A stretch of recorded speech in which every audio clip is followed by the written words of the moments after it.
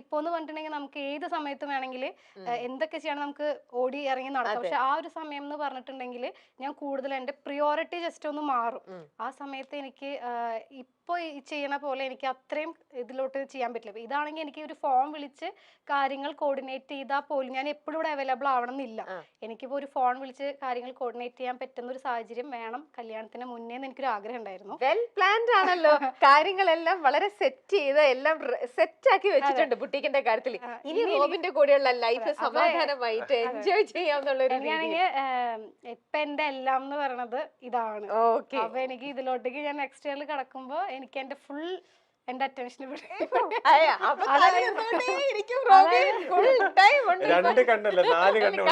പക്ഷെ അതിന്റെ അർത്ഥം ബിസിനസ്സിന് ഒന്നും അല്ല എന്നല്ല. കാരണം എന്റെ ഇത്രയും കിടന്ന വർഷം മൊത്തം ഒരു ലാസ്റ്റ് 10 years മൊത്തം ഞാൻ ഈ ഒരു ഫീൽഡില് ഈ ഒരു ഇതിലാണ് ഫുൾ ഫോക്കസ് ചെയ്തിരുന്നത്. അപ്പൊ ഇനി എനിക്കൊന്നൊരു ഒന്ന് ചേഞ്ച് ആയി കുറച്ച് റിലാക്സ്ഡ് ആയിട്ട് ഹാപ്പി ആയിട്ട് ഇവിടെ കുറച്ചൊരു ഫോക്കസ് ചെയ്യാം അല്ലേ. ഇപ്പോഴാണെങ്കിൽ അതും ഇതും കൂടെ ഒരുമിച്ച് തന്നെ കൊണ്ടുപോയത്. പക്ഷെ ഇനി കുറച്ചുകൂടി കൂടുതൽ ഇതായിരിക്കും. അതെ, റോബിൻ ശ്രദ്ധിച്ചോ, ഇത്ര നാളും ഉള്ളതിനെക്കാട്ടിലും മാരുതിയുടെ വേറൊരു ഫേസ് ഇനി കൂടെ കാണുന്നാണ് പറഞ്ഞു തന്നത്. റോബിൻ എങ്ങനെ ഉണ്ടായിരുന്നു 2024 എന്ന് പറയുമ്പോൾ ഞാൻ ആക്ച്വലി എല്ലാത്തിൽ നിന്നും മാറി നിൽക്കായിരുന്നു. സോഷ്യൽ മീഡിയ എല്ലാത്തിൽ നിന്നും മാറി നിൽക്കായിരുന്നു. ഞാൻ ആക്ച്വലി എന്താ പറയാ, എനിക്കങ്ങനെ ഭയങ്കര വലിയ സംഭവമായിട്ട് ഒരുപാട് കാര്യങ്ങളൊന്നും നടന്നിട്ടില്ല. പക്ഷെ എല്ലാ കാര്യങ്ങളും എനിക്ക് ഒരുപാട് നല്ല കാര്യങ്ങൾ, പോസിറ്റീവ് കാര്യങ്ങളുണ്ടായിരുന്നു, നെഗറ്റീവ് കാര്യങ്ങളുണ്ടായിരുന്നു. ഇപ്പൊ ഇൻ കേസ് എന്തെങ്കിലും മിസ്റ്റേക്സ് വന്നിട്ടുണ്ടെങ്കിൽ കൂടി അതൊരു ലെസൺ ആയിട്ട് പഠിച്ച് അതിൽ നിന്നും ഇനി ഒരു ആവർത്തന ഉണ്ടാവാതിരിക്കാൻ വേണ്ടി ട്രൈ ചെയ്യുന്നു. പിന്നെ പോസിറ്റീവായിട്ട് ഒരുപാട് കാര്യങ്ങൾ എനിക്ക് തോന്നുന്നു. ഞാൻ പറഞ്ഞില്ലേ, എനിക്ക് ഓരോ ദിവസവും ഒരു പുതിയ പുതിയ കാര്യങ്ങളാണ് എൻ്റെ ലൈഫിൽ ഉണ്ടായിട്ടുള്ളത്. മെയിൻ ആയിട്ടുള്ള കാര്യം എന്ന് പറഞ്ഞാൽ ഞാൻ ആഗ്രഹിച്ചിരുന്ന എൻ്റെ കല്യാണത്തിന്റെ ഒരു തീയതി ഈ വർഷമാണ് നമ്മൾ തീരുമാനിച്ചത്. 2024 തീരുമാനിച്ചത്.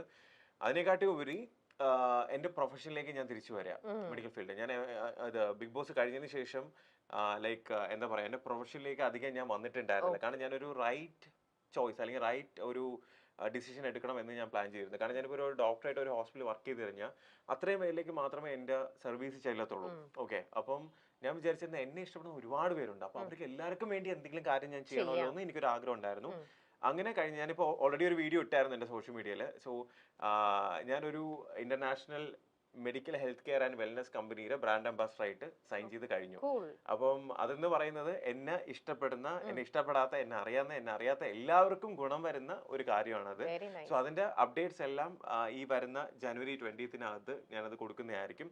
കാരണം നമ്മളെ ഇഷ്ടപ്പെടുന്നവർക്ക് വേണ്ടി എന്തെങ്കിലും തിരിച്ചു ചെയ്യണം, ഒരു ലാർജ് സ്കെയിൽ സർവീസ് ചെയ്യണം എന്നുള്ള ഒരു ആഗ്രഹം ഉണ്ടായിരുന്നു.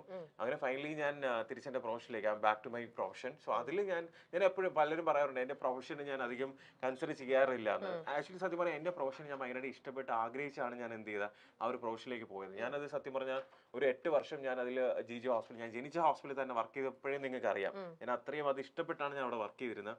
അപ്പൊ അതിനുശേഷം നമ്മളെപ്പോഴും ഒരു നമ്മുടെ ലൈൻ ഇങ്ങനെ സ്ട്രെയിറ്റ് ആയിട്ടല്ല, ഒരു ഹൈ ആയിട്ട് പോകണമെന്നുണ്ടെങ്കിൽ കുറച്ചൊന്ന് വെയിറ്റ് ചെയ്യുക, അതിനുശേഷം ഒരു പ്രിപ്പറേഷൻ എടുക്കുക, നമ്മൾ റൈറ്റ് ഓപ്പർച്യൂണിറ്റിക്ക് വേണ്ടി വെയിറ്റ് ചെയ്യുക. ഇപ്പൊ എനിക്ക് വേണമെങ്കിൽ ഒരു ഹോസ്പിറ്റൽ എന്ത് ചെയ്യാം, ഏത് ഹോസ്പിറ്റൽ വേണമെങ്കിലും എനിക്ക് ജോയിൻ ചെയ്യാം. അവരെന്നെ പലരും കോൺടാക്ട് ചെയ്തിട്ടുണ്ട്, പലരും എനിക്ക് ജോയിൻ ചെയ്യണമെങ്കിൽ ചെയ്യായിരുന്നു. പക്ഷെ ഞാൻ അതെല്ലാം ഒന്ന് ഹോൾഡ് ചെയ്ത് വെച്ചിരുന്നതെന്ന് വെച്ച് കഴിഞ്ഞാൽ റൈറ്റ് ഒരു ഡിസിഷൻ എടുക്കാൻ വേണ്ടിയായിരുന്നു. അപ്പം അതെനിക്ക് ഭയങ്കര ഹാപ്പിനെസ് വരുന്നത്. അത് എനിക്കറിയാം എന്നെ ഇഷ്ടപ്പെടുന്ന ഒരുപാട് പേർക്ക് ഞാൻ സ്റ്റെത്തിട്ട് കാണണമെന്നൊരു ആഗ്രഹമുണ്ട്.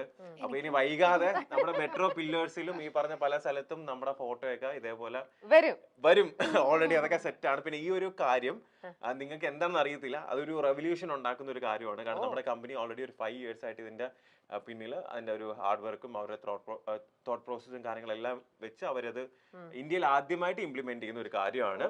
സോ അതിന്റെ ഫേസ് ഞാനാണ്. ഓക്കെ, സോ അതുവഴി ഞാൻ പറയില്ലേ ഗുണമുണ്ടാവും.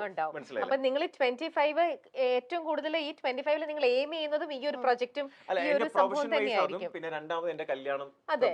അതായത് ജാനുവരി പ്രൊഫഷൻ, ഫെബ്രുവരിയിൽ ലൈഫ്, പിന്നെ മാർച്ചിൽ ഇനി എന്തെന്നുള്ളതാണ് നോക്കേണ്ടത്. ഓരോ മന്ത് ഓരോന്ന് നോക്കി സെറ്റ് ചെയ്ത് നോക്കി കഴിഞ്ഞാല് അല്ലേ. എന്തായാലും ഇങ്ങനെ പ്ലാൻ ചെയ്ത പോലത്തെ ബ്യൂട്ടിഫുൾ ആയിട്ടുള്ള ഓരോ കാര്യങ്ങളും നിങ്ങൾ പ്ലാൻ ചെയ്തതിനെക്കാട്ടിലും സൂപ്പർ ആയിട്ട് നടക്കട്ടെ എന്ന് വിഷ് ചെയ്യുന്നു. പിന്നെ ഇത് കാണുന്ന എല്ലാവർക്കും നമ്മുടെ രണ്ടുപേരുടെ കല്യാണത്തിന് വേണ്ടി നിങ്ങൾ എല്ലാവരുടെയും പ്രാർത്ഥനയും സ്നേഹവും അനുഗ്രഹവും എപ്പോഴും ഉണ്ടാവണമെന്ന് ഞാൻ ആഗ്രഹിക്കുന്നു. ഞങ്ങളുടെ ജീവിതത്തിലുള്ള കൊച്ചു കൊച്ചു സന്തോഷങ്ങളും കാര്യങ്ങളെല്ലാം ഞങ്ങൾ പറയുന്നത് നിങ്ങൾ നമ്മളെ വീട്ടിലെ ഒരു അംഗം ഉള്ളത് പോലെയാണ്. പിന്നെ നമ്മളെ വെറുക്കാനായിട്ട് നിങ്ങളുടെ അടുത്ത് നമ്മൾ വലിയ കാര്യങ്ങളൊന്നും ചെയ്തിട്ടില്ല. നമ്മൾ വെറുക്കൊന്നും വേണ്ട. പിന്നെ പുതിയ വർഷമാണ്, എല്ലാവരും ഹാപ്പി ആയിട്ട് ഹെൽത്തി ആയിട്ട് അടിച്ചു പൊളിച്ച് സന്തോഷമായിട്ട് ജീവിക്കാൻ വേണ്ടി ഞങ്ങൾ രണ്ടുപേരും ആത്മാർത്ഥമായിട്ട് ആഗ്രഹിക്കുന്നു. Very nice Robin. നിങ്ങൾ രണ്ടുപേരും രണ്ടെന്നല്ല ഒരേ ഒന്നെന്ന് തന്നെ നമുക്ക് പറയാം അല്ലെ. ഇനിയിപ്പോ അടുത്ത മാസം നിങ്ങൾ കല്യാണം കഴിക്കാൻ പോകുന്നു. അപ്പോൾ ഈ ഒരു 24-ൽ നിങ്ങൾക്ക് രണ്ടുപേർക്കും കൂടെ ചേർന്ന് നിങ്ങളെ വിഷമിപ്പിച്ച അല്ലെങ്കിൽ നിങ്ങൾക്ക് കുറച്ച് അപ്സെറ്റ് ആക്കുന്ന എന്തെങ്കിലും ഒരു ഇൻസിഡന്റ് ഉണ്ടായിട്ടുണ്ടോ? ഇൻസിഡൻസ് രണ്ടുപേരുടെ രണ്ടായിട്ട് ചോദിക്കുന്നില്ല. ഇൻസിഡൻസ് ഒക്കെ ഉണ്ടായിട്ടുണ്ട്, പക്ഷെ നമ്മളത് ഒരുമിച്ച് മാനേജ് ചെയ്തു. അതെല്ലാം അല്ല, എനിക്കിപ്പോ അങ്ങനെ ഒരു ഇൻസിഡന്റ് ഉണ്ടായാൽ തന്നെ അത് ഇപ്പം ഞാൻ പറഞ്ഞില്ലേ, നമുക്ക് എന്ത് കാര്യം ഉണ്ടെങ്കിലും അത് നമ്മൾ അനലൈസ് ചെയ്ത് നമ്മളത് മനസ്സിലാക്കി മുന്നോട്ട് പോവാന്നുള്ളതിൽ തന്നെയാണ് ഇരിക്കുന്നത്. അതിൽ നമ്മൾ ഭയങ്കരമായിട്ട് അണ്ടർസ്റ്റാൻഡിങ്. അത് ഞാൻ പറയില്ലേ, നമ്മൾ ഏറ്റവും കൂടുതൽ അടുത്തത് ഈ വർഷമാണ്.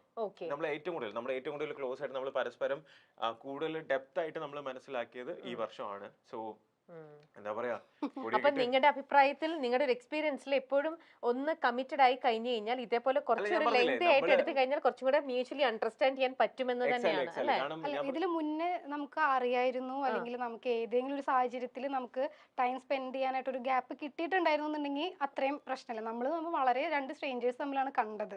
നമ്മൾ ഫസ്റ്റ് ടൈം കണ്ടപ്പോ തന്നെ കല്യാണം എല്ലാവരും കൂടെ ഉറപ്പിച്ചു, നമ്മൾ തീരുമാനിക്കുന്നേക്കാൾ മുന്നേ. അപ്പൊ അതിൻ്റെതായ ഒരു സമയം, പിന്നെ എനിക്കും എന്റെ കരിയർ വൈസിന് കുറെ കാര്യങ്ങൾ ചെയ്തുകൊണ്ടിരിക്കുന്ന സമയമായിരുന്നു. പക്ഷെ അത് ഒരുപാട് ആളുകളിലോട്ടേക്ക് എത്തുന്നേക്കാൾ മുമ്പ് ഈ ഒരു സംഭവം ഇടയിൽ വന്നു. അപ്പൊ എനിക്കാണെങ്കിലും എന്താ പറയാ, എനിക്ക് മൊത്തത്തിൽ അതും ഇതും എല്ലാം കൂടെ ഒരു കൺഫ്യൂസ്ഡ്